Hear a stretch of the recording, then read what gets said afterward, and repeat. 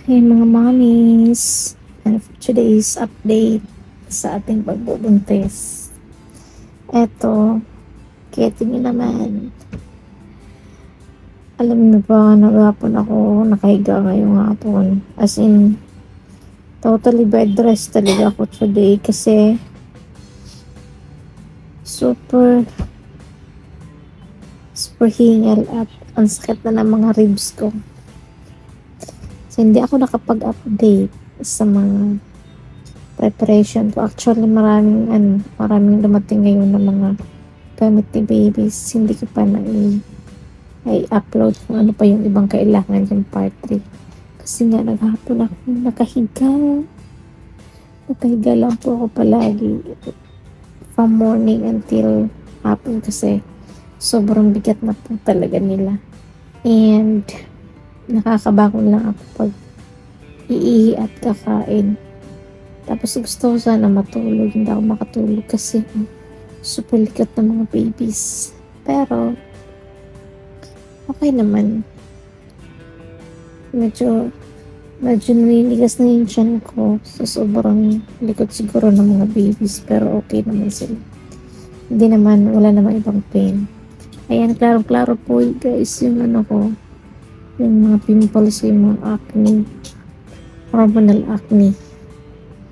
Kitang-kita po. At tingnan nyo, napaka-antay, di ko tingnan ngayon.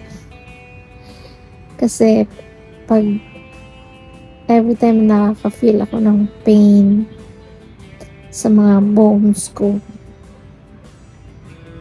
lalo ako tinatamad.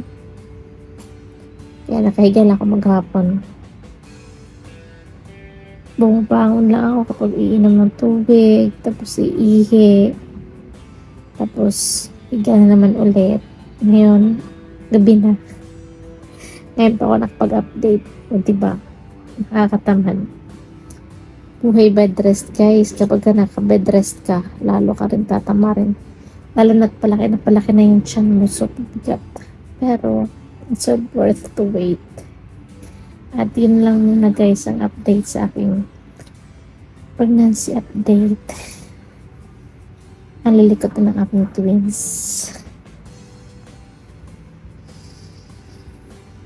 Ayan guys. Kasama ko yung hotdog. Hotdog ko na unan kasi kailangan ko nakatagilid. Kapag bed rest mo nga pala guys, bawal ako nakatihaya. Dapat left.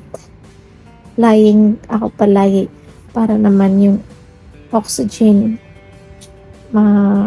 tama yung oxygen na mai-spread doon sa babies para hindi sila mahirapan. Kasi sabi ng OB, sabi ng aking doktor, kapag right side mahirapan daw yung baby huminga or nakatihaya ka, mahirapan din yung baby. Kaya most of the time bed rest ako, nakatagilid sa left. Nilalagyan ko lang ng unan dito minsan kasi medyo sumasakit na talaga siya. Tapos dito naman sa likod. Para hindi masyadong masakit. Although, nangangalay na siya kasi sa sobrang tagal na nga paghiga. Pero, no choice. At yan lang muna aking update mga mommies sa aking pregnancy update. Update ko kayo for my next video, and please don't forget to like, follow, and subscribe my YouTube channel. Thank you. Bye bye.